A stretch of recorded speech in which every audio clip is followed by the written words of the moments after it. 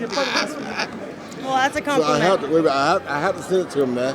So, hey, okay, brother. Hey, take this from me. Okay, take this. I take this from me right quick. Okay. I gotta send it to him. All right, brother. I got get the whole bottle. Here, have Lola do it. Lola's a woman. She knows what to look for. Get the whole thing to my friend. Sorry. It's okay. No worries. Yeah, my friend needs to see this. Got it? Thank you. But you have to send the Okay, that's fine. Okay. Okay. Alrighty. You're at the combo next weekend, right? With the World Sports Alumni? Yeah. All right, cool. Yeah, Charlie Mills and somebody say what's up to you. Tell us what we have. Yeah, I'll be there. All right, yeah. All right. Hey, Fight fans, it's Michelle Joy Phelps, and I'm joined with none other than Roy Jones Jr. himself. I think the last time I interviewed you was literally like years ago. Right.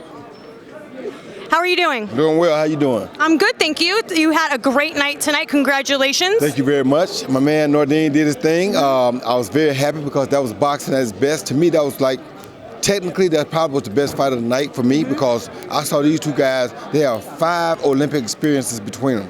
These two guys operated on a level that's above normal boxing level. You understand me? And to understand that, you have to understand the true science of boxing.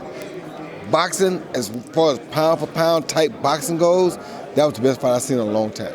Who would you like to match him up with next? I don't care. He'll fight anybody. I mean, he's just that kind of dude. He got 2 Olympic experiences, so he's seen everything. So we don't care. We really want to fight the Japanese guy, he's saying. So if that's who he wants, that's who we go after. But we really don't care who he fights. Not anyone in particular for yourself. None other world champion you want to call out. I want any world champion. I don't care who it is. NUL, whatever his name is, we'll take whoever. We don't care. All right. Well, tonight, obviously, we just had an eventful Pacquiao versus Broner. I wanted to get your thoughts on Broner saying that he felt that he won the fight. It's right after the fight. It's not fresh. It's fresh on his mind. He don't really know. He's not paying attention to the punch count because he's out there trying to make sure he's feeling like he's himself and he's dominating. What he realizes is that he didn't get dominated. So for him, that's victory. So right now he's feeling good because he did get himself in shape and he looked really good. So it's a moral victory more so than a scorecard victory is what he's probably feeling. A lot of people felt that he was basically just fighting to survive. Would you agree? He wasn't fighting to survive. He just was going for the one-punch knockout, which is what he's fallen into a habit of sometimes. And what make you fall into that is, if you remember, Keith Thurman fought Sean Porter. Keith Thurman never dropped Sean Porter. Broner dropped Sean Porter clean.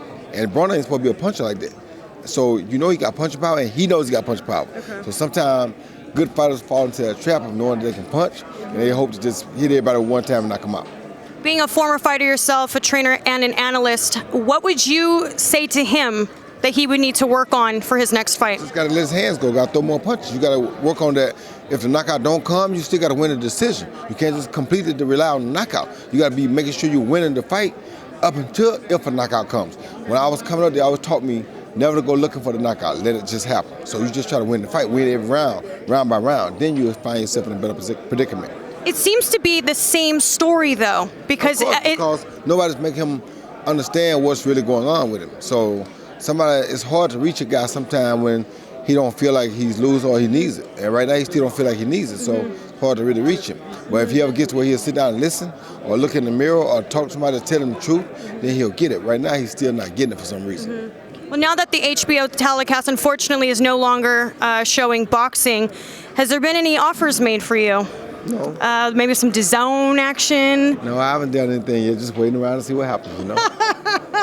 Now, I don't know exactly how it works. I know that you guys were obviously under contract. I'm sure that this came as a bit of a surprise for you guys as well. Does that mean you're still locked into something, or do you? For 2 years, you're still locked into your contract until they decide it's over, or either pay you out, or you just go on 2 years getting paid money like you still working. So I can't do nothing until that's up, so I'm just taking it easy. And when's that up?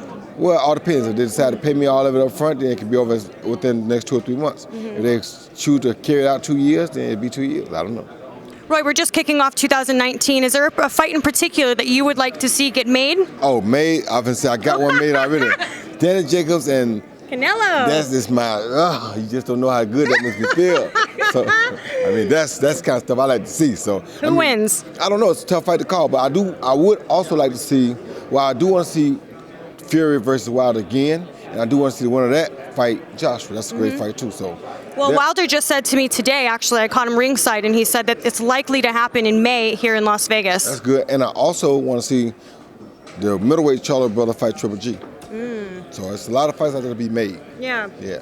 Well, thank you so much for your time. I really appreciate it. I think the last time you and I interviewed you was at the Rival store years ago. Yeah, when it opened. Yep, long time ago. Long time ago. But you still look good, and I still look good, so we still good, you know? Well, thank you very much. I appreciate your time. Thank you. Bye, Fight fans.